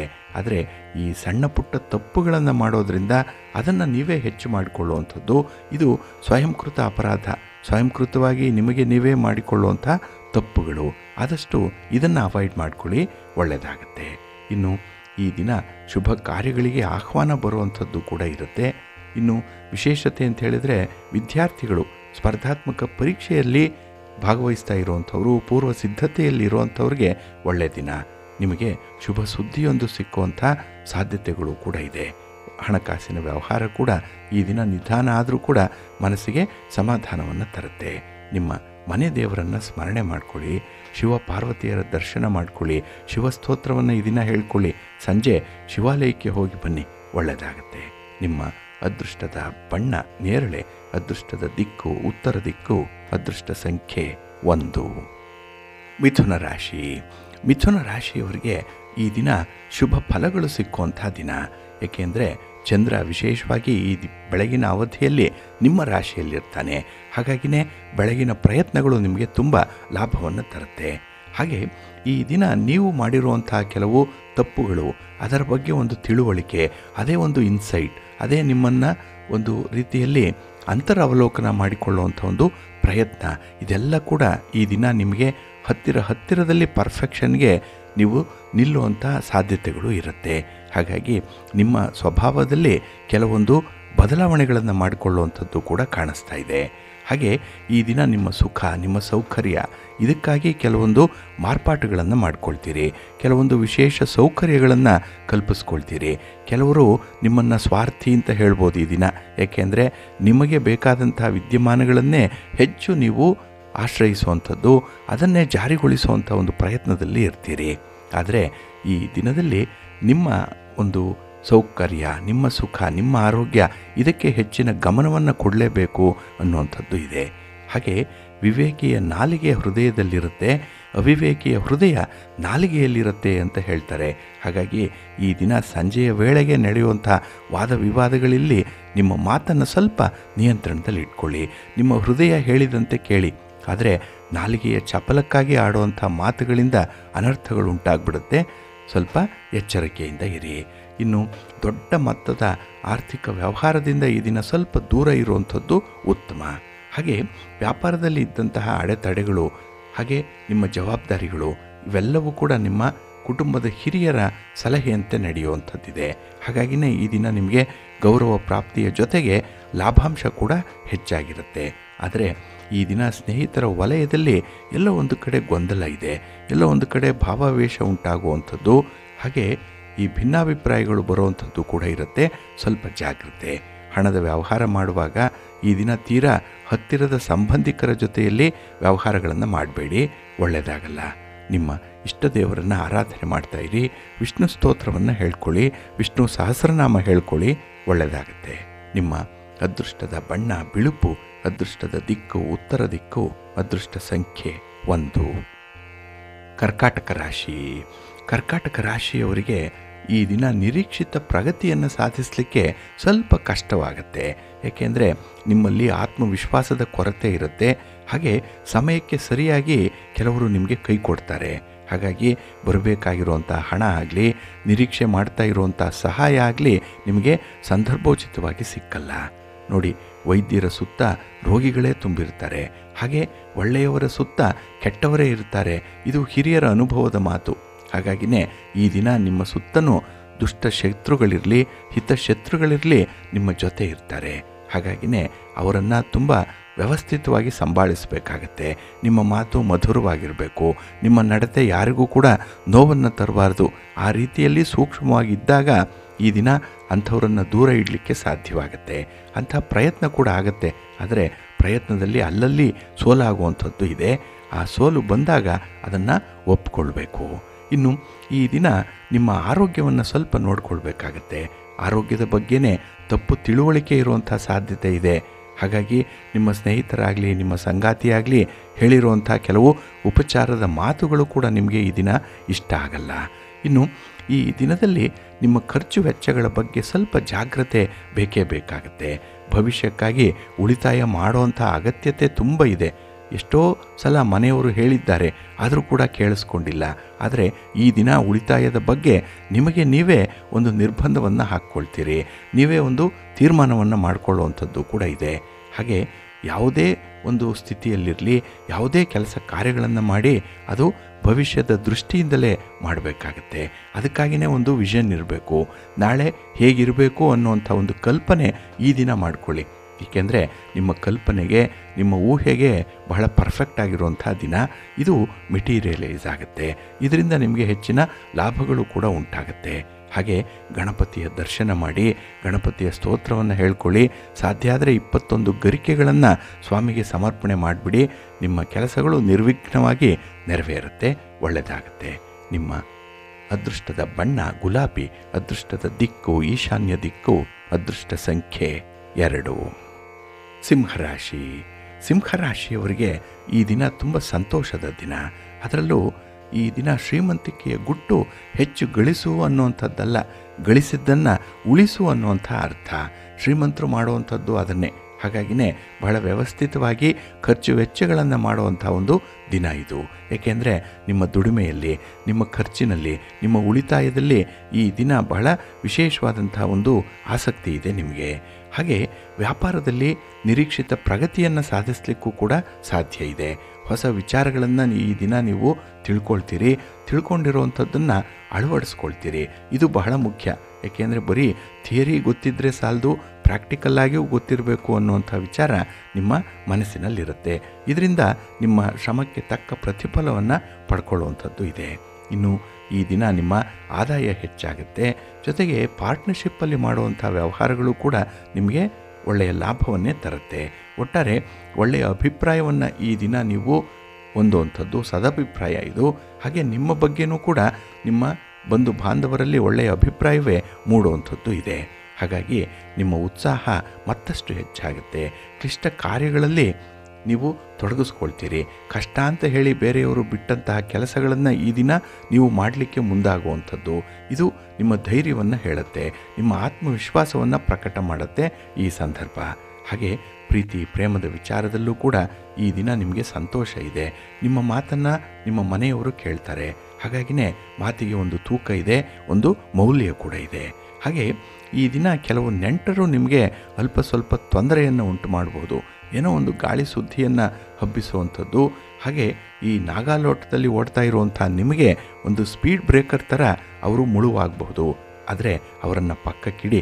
ನಿಮ್ಮ ಗುರಿಯನ್ನು ತಲುಪುವಂಥ ನಿಟ್ಟಿನಲ್ಲಿ ನೀವು ಮಾಡ್ತಾ ಇರುವಂಥ ಪ್ರಯತ್ನ ಚೆನ್ನಾಗಿದೆ, ಅದನ್ನೇ ಮುಂದುವರಿಸಿ, ಒಳ್ಳೆಯದಾಗುತ್ತೆ. ಹಾಗೆ ಈ ದಿನ ಆಶ್ಚರ್ಯಕರವಾದಂಥ ಘಟನೆಯೊಂದು ನಡೆಯುತ್ತೆ. ಇದು ಕೂಡ ನಿಮಗೆ ಲಾಭವನ್ನೇ ತರುತ್ತೆ. ಆದರೂ ಕೂಡ ಅದು ನಿಮಗೆ ತೂಗು ಕತ್ತಿಯಂತೆ ಇರುವಂಥದ್ದು. ಸ್ವಲ್ಪ ಜಾಗ್ರತೆ. ನಿಮ್ಮ ಇಷ್ಟ ದೇವರನ್ನು ಆರಾಧನೆ ಮಾಡಿಕೊಳ್ಳಿ. ಶಿವಪಂಚಾಕ್ಷರಿ ಮಂತ್ರವನ್ನು ಹೇಳ್ಕೊಳ್ಳಿ. ಪಾರ್ವತಿ ಅಮ್ಮನವರ ದರ್ಶನ ಮಾಡಿಕೊಳ್ಳಿ, ಒಳ್ಳೆಯದಾಗುತ್ತೆ. ನಿಮ್ಮ ಅದೃಷ್ಟದ ಬಣ್ಣ ಕೆಂಪು, ಅದೃಷ್ಟದ ದಿಕ್ಕು ಉತ್ತರ ದಿಕ್ಕು, ಅದೃಷ್ಟ ಸಂಖ್ಯೆ 3. ಕನ್ಯಾ ರಾಶಿ. ಕನ್ಯಾ ರಾಶಿಯವರಿಗೆ ಈ ದಿನ ನಿಮ್ಮ ಕೆಲಸ ಕಾರ್ಯಗಳನ್ನು ಪೂರ್ತಿಗೊಳಿಸುವಂತಹ ಒಂದು ಛಲ ಇರುವಂಥ ದಿನ. ಹಾಗಾಗಿ ಹಠ ಇರಲಿ, ಛಲ ಇರಲಿ, ಹಾಗೆ ಏಕಾಗ್ರತೆ ಇರಲಿ. ಇವೆಲ್ಲವೂ ಕೂಡ ಅಟ್ರಿಬ್ಯೂಟ್ಸ್ ಅಂತ ಹೇಳ್ತಾರೆ ನಿಮ್ಮ ಕೆಲಸಗಳನ್ನು ಪೂರೈಸ್ಕೊಳ್ಳಿಕ್ಕೆ, ಯಶಸ್ಸನ್ನು ಗಳಿಸ್ಕೊಳ್ಳಿಕ್ಕೆ. ಹಾಗಾಗಿನೇ ಈ ದಿನ ಸೃಜನಾತ್ಮಕ ಕೆಲಸಗಳನ್ನು ಮಾಡ್ತೀರಿ. ಅದರಲ್ಲೂ ಕಲಾವಿದರಿಗೆ ಈ ದಿನ ಅತ್ಯುತ್ತಮವಾದಂತಹ ಒಂದು ಸಂದರ್ಭ ಇದೆ. ನಿಮ್ಮ ಪ್ರತಿಭೆಯನ್ನು ತೋರಿಸಲಿಕ್ಕೆ, ಅದನ್ನು ಸಾಬೀತುಪಡಿಸಲಿಕ್ಕೆ ಒಳ್ಳೆಯ ಅವಕಾಶ ಈ ದಿನ ಸಿಕ್ಕುವಂಥದ್ದು. ಹೊಸ ಅವಕಾಶದ ಲಭ್ಯತೆ ಈ ದಿನ ತುಂಬ ನಿಚ್ಚಳವಾಗಿದೆ. ಇನ್ನು ಹೊಸ ಯೋಜನೆಗಳನ್ನು ಆರಂಭ ಮಾಡಲಿಕ್ಕೂ ಕೂಡ ಈ ದಿನ ಬಹಳ ಚೆನ್ನಾಗಿದೆ. ಹಾಗಾಗಿನೇ ನಿಮ್ಮ ಯಾವುದೇ ವಿಚಾರಗಳಿರಲಿ, ಯಾವುದೇ ಯೋಜನೆಗಳಿರಲಿ ಅದನ್ನು ಕಾರ್ಯರೂಪಕ್ಕೆ ತರುವಂಥ ಒಂದು ಪ್ರಯತ್ನವನ್ನು ಮುಂದುವರಿಸಿ, ಒಳ್ಳೆಯದಾಗುತ್ತೆ. ಹಾಗೆ ಈ ದಿನದಲ್ಲಿ ನಿಮ್ಮ ವೈಯಕ್ತಿಕ ಸೌಂದರ್ಯ ಆಗಲಿ, ನಿಮ್ಮ ವೈಯಕ್ತಿಕ ಆರೋಗ್ಯ ಆಗಲಿ ಬಹಳ ಮುಖ್ಯ ಅನ್ನುವಂಥದ್ರ ಬಗ್ಗೆ ತುಂಬ ಗಮನವನ್ನು ಕೊಡುವಂಥ ಸಾಧ್ಯತೆಗಳು ಕೂಡ ಇದೆ. ಹಾಗಾಗಿ ಈ ದಿನದಲ್ಲಿ ಕೆಲವು ವಿಚಾರಗಳಲ್ಲಿ ಬೇಕು ಬೇಡ ಅನ್ನುವಂಥದ್ರ ಬಗ್ಗೆ ಬಹಳ ಸ್ಪಷ್ಟವಾಗಿ ಇರ್ತೀರಿ.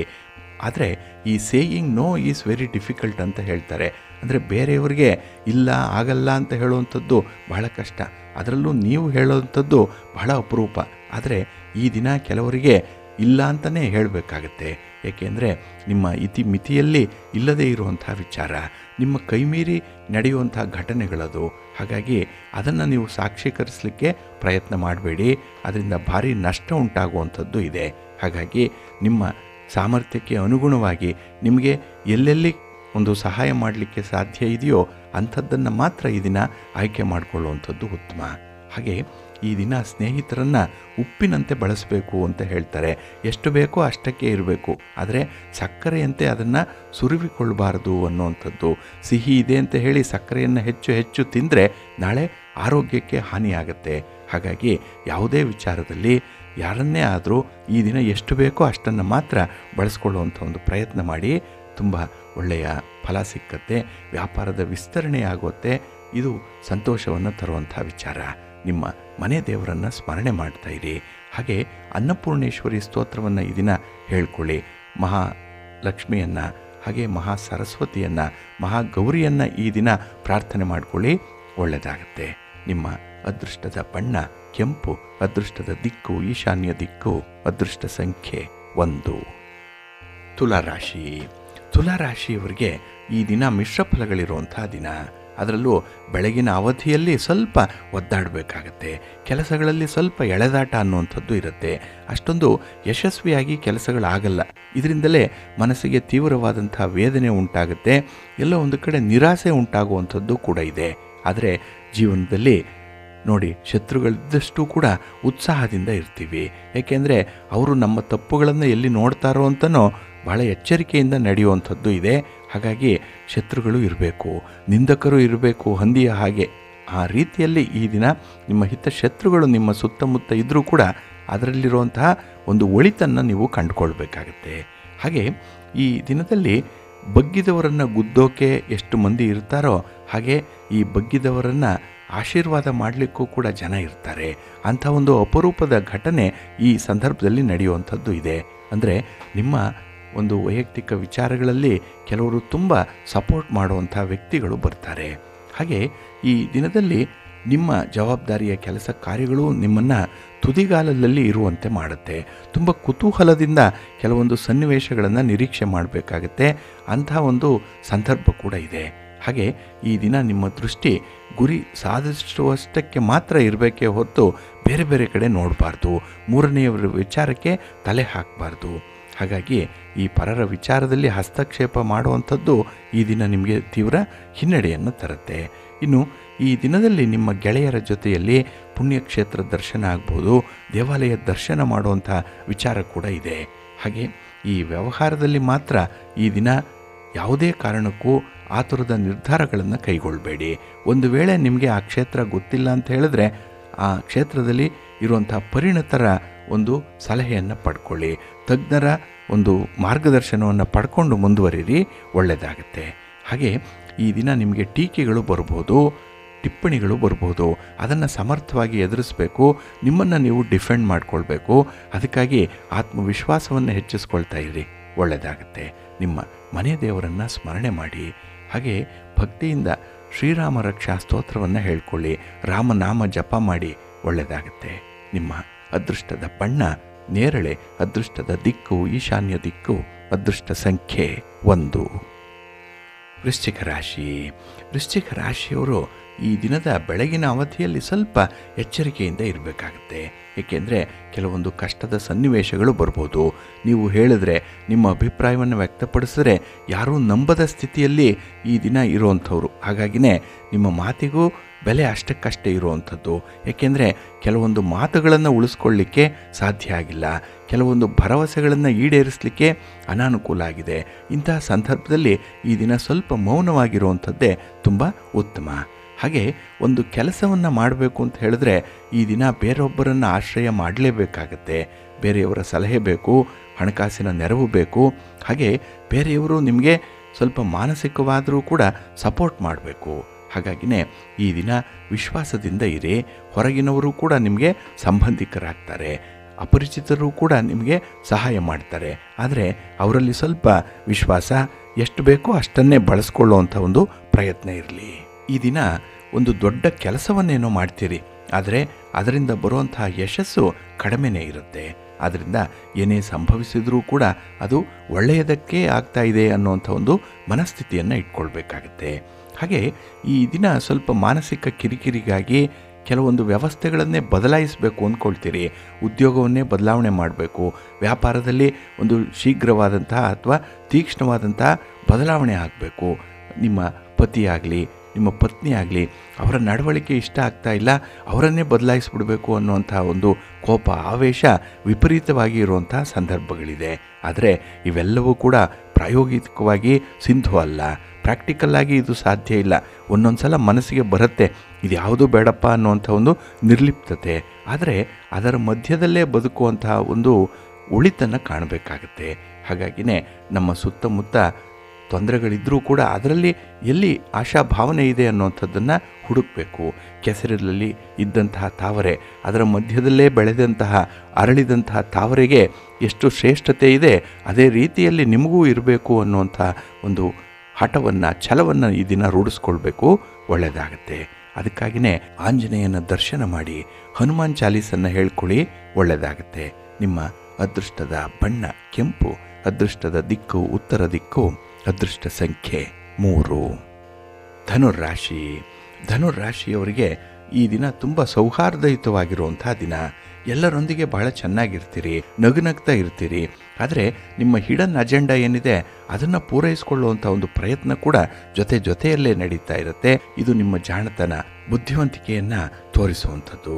ಹಾಗೆ ಈ ದಿನ ನಿಮ್ಮ ಮನೆಯವರ ಅಭಿಪ್ರಾಯಕ್ಕೂ ಕೂಡ ಮನ್ನಣೆಯನ್ನು ನೀಡಿದರೆ ಅಲ್ಲಿ ಭಿನ್ನಾಭಿಪ್ರಾಯಕ್ಕೆ ಅವಕಾಶ ಇರಲ್ಲ. ಅವರನ್ನು ಕೂಡ ನಿಮ್ಮ ಸಹಾಯಕ್ಕೆ ಎಳ್ಕೊಳ್ಬೋದು, ಅವರನ್ನು ಕೂಡ ನಿಮ್ಮ ಲೂಪ್ನಲ್ಲಿ ಹಾಕ್ಕೊಳ್ಬೋದು. ಇದು ಸ್ವಲ್ಪ ಜಾಣತನದ ಪ್ರಶ್ನೆಯಾಗಿರುತ್ತೆ, ಜಾಗ್ರತೆ. ಇನ್ನು ಕೆಲವು ವಿಚಾರಗಳನ್ನು ಈ ದಿನ ಕೂಡಲೇ ಪರಿಹಾರ ಮಾಡಿಕೊಳ್ಳುವಂಥದ್ದು ಉತ್ತಮ. ಸಮಸ್ಯೆ ಇದೆ ಅಂತ ಹೇಳಿದ್ರೆ ಅದನ್ನು ಮುಂದಕ್ಕೆ ಹಾಕುವಂಥದ್ದು ಅಷ್ಟೊಂದು ಸೂಕ್ತ ಅಲ್ಲ. ಹಾಗೆ ಈ ದಿನ ಉದ್ಯೋಗ ಕ್ಷೇತ್ರದಲ್ಲೂ ಕೂಡ ನೀವು ಪ್ರಶಂಸೆಗೆ ಪಾತ್ರವಾಗುವಂಥದ್ದು ಇದೆ. ಏಕೆಂದರೆ ನಿಮ್ಮ ಮಾತು, ನಿಮ್ಮ ನಡತೆ, ನೀವು ತೀರ್ಮಾನ ಕೈಗೊಳ್ಳುವಂಥ ಒಂದು ಧಾಟಿ ಎಲ್ಲವೂ ಕೂಡ ಬೇರೆಯವರನ್ನು ಮೆಸ್ಮರೈಸ್ ಮಾಡುವಂಥದ್ದು. ಹಾಗಾಗಿನೇ ಅತ್ಯುತ್ತಮವಾದಂಥ ಒಂದು ಸ್ಥಾನಮಾನವನ್ನು ಪಡ್ಕೊಳ್ಳುವಂಥದ್ದು ಕೂಡ ಇದೆ. ತುಂಬ ಯಶಸ್ವಿ ಕಾರ್ಯಗಳು ಈ ದಿನ ಆಗುತ್ತೆ.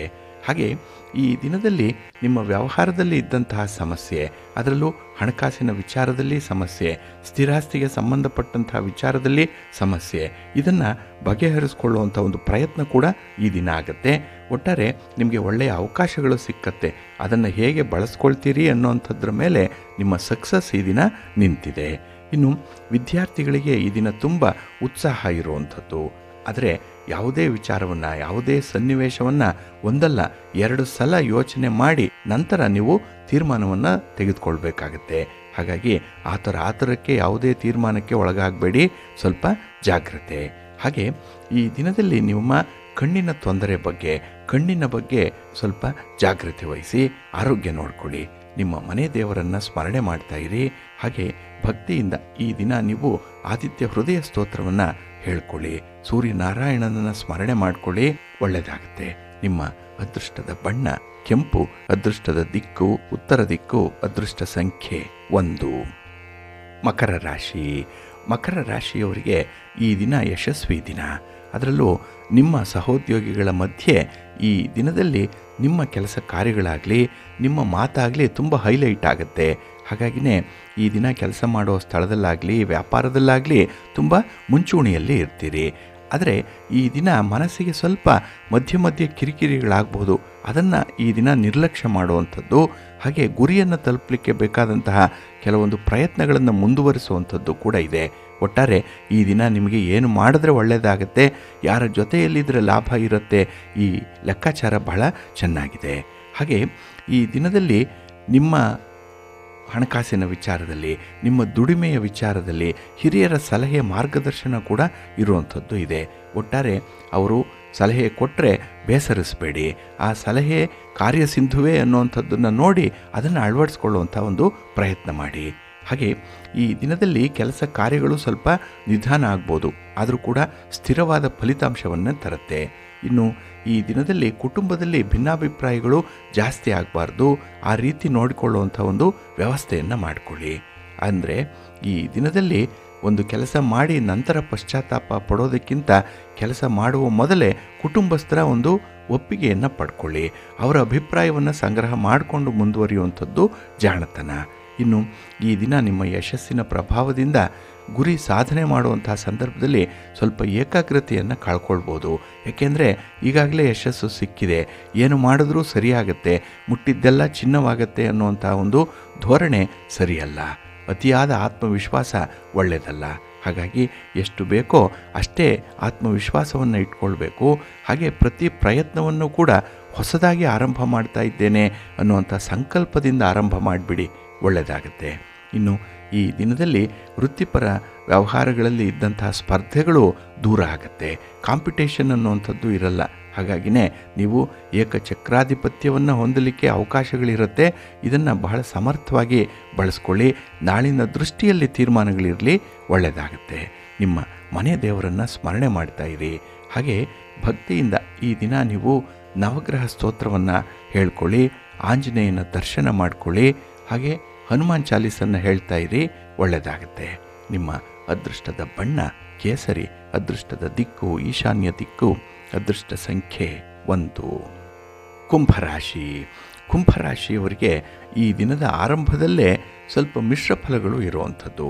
ಅದಕ್ಕಾಗಿ ಆತಂಕ ಪಡಬೇಡಿ, ಅದಕ್ಕಾಗಿ ಬೇಸರ ಪಡಬೇಡಿ. ಏಕೆಂದರೆ ನಿಮ್ಮ ಪ್ರಯತ್ನ ಮುಂದುವರಿದಂತೆಯೇ ಫಲಗಳು ಕೂಡ ಮುಂದುವರಿತಾ ಇರುತ್ತೆ. ಹಾಗಾಗಿನೇ ನಿಮಗೆ ಒಳ್ಳೆಯ ಫಲಗಳು ಸಿಗಬೇಕು ಅಂತ ಹೇಳಿದ್ರೆ ನಿಮ್ಮ ಕೆಲಸದಲ್ಲಿ ಒಂದು ಕನ್ಸಿಸ್ಟೆನ್ಸಿಯನ್ನು ಇಟ್ಕೊಂಡು ಮುಂದುವರಿಸಿ, ಒಳ್ಳೆಯದಾಗುತ್ತೆ. ಹಾಗೆ ಈ ದಿನ ದಾಖಲೆ ಪತ್ರಗಳನ್ನು ಕೂಲಂಕುಷವಾಗಿ ಪರಿಶೀಲನೆ ಮಾಡುವಂಥ ಅಗತ್ಯತೆ ಇದೆ. ಹಾಗಾಗಿ ಯಾವುದೇ ಆತಂಕದ ಸನ್ನಿವೇಶ, ಒತ್ತಡದ ಸನ್ನಿವೇಶ ಇದ್ದರೂ ಕೂಡ ಸ್ವಲ್ಪ ಸಮಾಧಾನದಿಂದ ದಾಖಲೆಗಳನ್ನು ಪರಿಶೀಲನೆ ಮಾಡಿ ನಂತರ ನೀವು ತೀರ್ಮಾನಕ್ಕೆ ಬರಬೇಕಾಗತ್ತೆ. ಹಾಗೆ ಈ ದಿನ ಕುಟುಂಬದಲ್ಲಿ ಸಣ್ಣ ಸಣ್ಣ ವಿಚಾರಗಳಿಗೂ ಕೂಡ ಭಿನ್ನಾಭಿಪ್ರಾಯಗಳು ಬರುತ್ತೆ.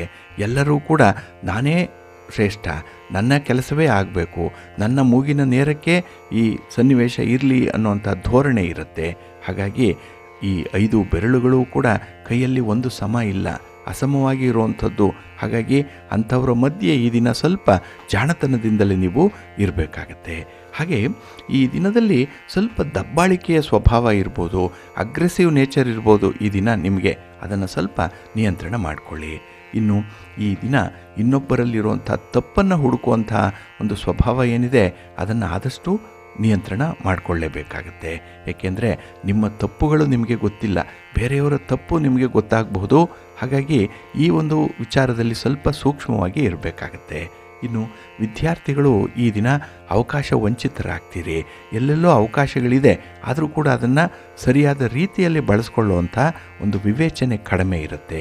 ಹಾಗೆ ಈ ದಿನ ನಿಮ್ಮ ಪ್ರತಿಷ್ಠೆಯಾಗಲಿ ಒಣಜಂಬ ಆಗಲಿ ಇದಕ್ಕೆ ಕಾರಣ ಆಗಬಹುದು. ಹಾಗಾಗಿ ಅದನ್ನೆಲ್ಲ ಬದಿಗಿಟ್ಟು ಈ ದಿನ ಪ್ರಾಕ್ಟಿಕಲ್ ಆಗಿರುವಂಥ ಒಂದು ಪ್ರಯತ್ನ ಮಾಡಿ. ಇನ್ನು ಈ ದಿನ ಹೊಗಳಬೇಕು ಅಂತಲೇ ಸ್ನೇಹಿತರಿಗಾಗಿ ಹಣ ಖರ್ಚು ಮಾಡುವಂಥದ್ದು ಕೂಡ ಇದೆ. ಹಾಗಾಗಿ ಈ ದಿನ ಹೊಗಳಿಕೆಗೆ ಮರುಳಾಗ್ಬಿಡ್ತೀರಿ. ಅದರಲ್ಲೂ ಸ್ತ್ರೀಯರ ವಿಚಾರದಲ್ಲಿ ಸ್ವಲ್ಪ ಎಚ್ಚರಿಕೆಯಿಂದ ಇರಿ, ಒಳ್ಳೆಯದಾಗತ್ತೆ. ನಿಮ್ಮ ಇಷ್ಟ ದೇವರನ್ನು ಆರಾಧನೆ ಮಾಡ್ತಾ ಇರಿ. ಹಾಗೆ ಭಕ್ತಿಯಿಂದ ಈ ದಿನ ನೀವು ಗಣಪತಿಯನ್ನು ಆರಾಧನೆ ಮಾಡಿ, ಶಿವನ ಪ್ರಾರ್ಥನೆ ಮಾಡಿಕೊಳ್ಳಿ, ಶಿವನ ಪರಿವಾರ ದೇವತೆಗಳನ್ನು ಈ ದಿನ ಸ್ಮರಣೆ ಮಾಡಿಕೊಳ್ಳಿ, ಒಳ್ಳೆಯದಾಗತ್ತೆ. ನಿಮ್ಮ ಅದೃಷ್ಟದ ಬಣ್ಣ ಗುಲಾಬಿ, ಅದೃಷ್ಟದ ದಿಕ್ಕು ಈಶಾನ್ಯ ದಿಕ್ಕು, ಅದೃಷ್ಟ ಸಂಖ್ಯೆ 5. ಮೀನರಾಶಿ. ಮೀನರಾಶಿಯವರಿಗೆ ಈ ದಿನ ಕೂಡ ಬೆಳಗಿನ ಅವಧಿಯಲ್ಲಿ ಮಿಶ್ರ ಫಲಗಳು ಇರುತ್ತೆ. ಇನ್ನು ಸಂಜೆಯ ಸಮಯಕ್ಕೆ ಬೇರೊಂದು ರೀತಿಯಲ್ಲೇ ಒತ್ತಡಗಳು ಉಂಟಾಗುವಂಥದ್ದು. ಹಾಗಾಗಿ ಈ ದಿನದ ವಿದ್ಯಮಾನಗಳೇ ನಿಮಗೆ ಸ್ವಲ್ಪ ಕಿರಿಕಿರಿಯನ್ನು ಉಂಟು ಮಾಡುವಂಥದ್ದು. ಹಾಗೆ ನಿಮ್ಮ ಕಾರ್ಯಕ್ಷೇತ್ರದಲ್ಲಿ ಈ ದಿನ ಸ್ವಲ್ಪ ಮಟ್ಟಿಗೆ ಬದಲಾವಣೆಗಳು ಉಂಟಾಗುವಂಥ ಸಾಧ್ಯತೆ ಕೂಡ ಇರುತ್ತೆ. ಹಾಗೆ ನಿಮ್ಮ ಪ್ರಯತ್ನಗಳಿಗೆ ಉತ್ತಮ ಫಲ ಸಿಕ್ಕಲಿ ಅನ್ನೋವಂಥ ಒಂದು ಆಶಾಭಾವನೆ ನಿಮಗಿದೆ. ಆದರೆ ಕೆಲವೊಮ್ಮೆ ಮಿಶ್ರ ಫಲಗಳು ಬಂದರೂ ಕೂಡ ಅದನ್ನು ಅನುಭವಿಸಬೇಕಾಗತ್ತೆ. ಹಾಗಾಗಿನೇ ಈ ದಿನ ಸ್ವಲ್ಪ ಹೊಂದಾಣಿಕೆ ಮಾಡಿಕೊಳ್ಳಿ, ಒಳ್ಳೆಯದಾಗುತ್ತೆ. ಇನ್ನು ಈ ದಿನ ನಿಮ್ಮ ಸಾಧನೆಯನ್ನು ಉತ್ಪ್ರೇಕ್ಷೆ ಮಾಡುವಂಥ ಬಡಾಯಿ ಕೊಚ್ಚಿಕೊಳ್ಳುವಂಥ ಸಂದರ್ಭಗಳು ಕೂಡ ಬರ್ಬೋದು. ಅಂದರೆ ಸ್ವಲ್ಪ ಸಾಧನೆಯನ್ನು ಮಾಡಿ ಇಷ್ಟು ದೊಡ್ಡ ಸಾಧನೆ ನನ್ನಿಂದ ಆಗಿದೆ ಅಂತ ಹೇಳಿಕೊಳ್ಳುವಂಥ ಒಂದು ಮನಸ್ಥಿತಿ ಬರ್ಬೋದು. ಅಂಥ ಒಂದು ಪ್ರಲೋಭನೆಗಳಿಂದ ದೂರ ಇರುವಂಥದ್ದು ಉತ್ತಮ. ಹಾಗೆ ಈ ದಿನ ನಿಮ್ಮ ಸ್ನೇಹಿತರಿಗೆ ನಿಮ್ಮ ಬಗ್ಗೆ ಹೇಳ್ಕೊಳ್ಬೇಡಿ. ಯಾಕೆಂದರೆ ನೀವು ಏನು ಎತ್ತ ಅನ್ನೋವಂಥದ್ದು ಅವ್ರಿಗೆ ಈಗಾಗಲೇ ಗೊತ್ತಾಗಿದೆ. ಹಾಗಾಗಿ ನಿಮ್ಮ ಬಗ್ಗೆ ಆದಷ್ಟು ಹೆಚ್ಚು ಹೇಳಿಕೊಳ್ಳುವಂಥ ಒಂದು ವಿದ್ಯಮಾನಗಳಿದ್ದರೆ ಅದನ್ನು ನಿಯಂತ್ರಣ ಮಾಡಿಕೊಳ್ಳಿ. ಇನ್ನು ಈ ದಿನ ಪ್ರಯಾಣದಲ್ಲಿ ಸ್ವಲ್ಪ ತೊಂದರೆಗಳಾಗ್ಬೋದು, ಜಾಗ್ರತೆ. ಇನ್ನು ನಿಮ್ಮ ಆಹಾರ ವಿಹಾರಾದಿಗಳಲ್ಲಿ ಸ್ವಲ್ಪ ಗಮನ ಇರಲಿ. ಯಾವ ಔಷಧಿ ಅಗತ್ಯ ಇದೆಯೋ ಅದನ್ನು ನಿಮ್ಮ ಬಳಿಯೇ ಇಟ್ಕೊಳ್ಳುವಂಥದ್ದು ಉತ್ತಮ. ಇಲ್ಲಾಂದರೆ ನಾಳೆ ಪಶ್ಚಾತ್ತಾಪ ಪಡುವಂಥ ಸಂದರ್ಭ ಬರಬಹುದು. ಹಾಗೆ ಈ ದಿನ ಯಾರದ್ದೋ ದುಡ್ಡು ಯಲ್ಲಮ್ಮನ ಜಾತ್ರೆ ಅಂತ ಹೇಳ್ತಾರೆ, ತುಂಬ ಎಂಜಾಯ್ ಮಾಡ್ತೀರಿ. ಏಕೆಂದರೆ ಸನ್ನಿವೇಶ ಬಂದಾಗ ನೀವು ಕಣ್ಮುಚ್ಚಿ ಕೂರಲ್ಲ. ಹಾಗಾಗಿ ಸನ್ನಿವೇಶಕ್ಕೆ ತಕ್ಕಂತೆ ಒಂದು ಸ್ವಭಾವ ಇರುವಂಥದ್ದು ನಿಮಗೆ, ಅಂಥ ನಡವಳಿಕೆ ಇರುತ್ತೆ. ಆದರೆ ಎಲ್ಲದರಲ್ಲೂ ಕೂಡ ಒಂದು ಚೌಕಟ್ಟಿದೆ, ಒಂದು ಮಿತಿ ಇದೆ. ಆ ಮಿತಿಯನ್ನು ಮೀರದ ರೀತಿಯಲ್ಲಿ ಈ ದಿನ ವರ್ತನೆ ಮಾಡುವಂಥದ್ದು ತುಂಬ ಉತ್ತಮ. ಹಾಗೆ ಸರ್ಕಾರದ ಕಾನೂನಿನ ಬಗ್ಗೆ ಈ ದಿನ ಸ್ವಲ್ಪ ಗಮನ ಇರಲಿ. ಕಾನೂನನ್ನು ಮೀರಿದರೆ ಭಾರಿ ದಂಡ, ತೆರಿಗೆ ಕಟ್ಟುವಂಥ ಸಾಧ್ಯತೆಗಳಿರುತ್ತೆ. ಸ್ವಲ್ಪ ಎಚ್ಚರಿಕೆಯಿಂದ ಇರಿ. ನಿಮ್ಮ ಮನೆ ದೇವರನ್ನು ಸ್ಮರಣೆ ಮಾಡ್ತಾ ಇರಿ. ಹಾಗೆ ದುರ್ಗಾಸ್ತುತಿಯನ್ನು ಮಾಡಿ ಅಮ್ಮನವರ ದರ್ಶನ ಮಾಡಿಕೊಳ್ಳಿ. ಈ ದಿನ ಒಳ್ಳೆಯದಾಗುತ್ತೆ. ನಿಮ್ಮ ಅದೃಷ್ಟದ ಬಣ್ಣ ಕೆಂಪು, ಅದೃಷ್ಟದ ದಿಕ್ಕು ಉತ್ತರ ದಿಕ್ಕು, ಅದೃಷ್ಟ ಸಂಖ್ಯೆ 1.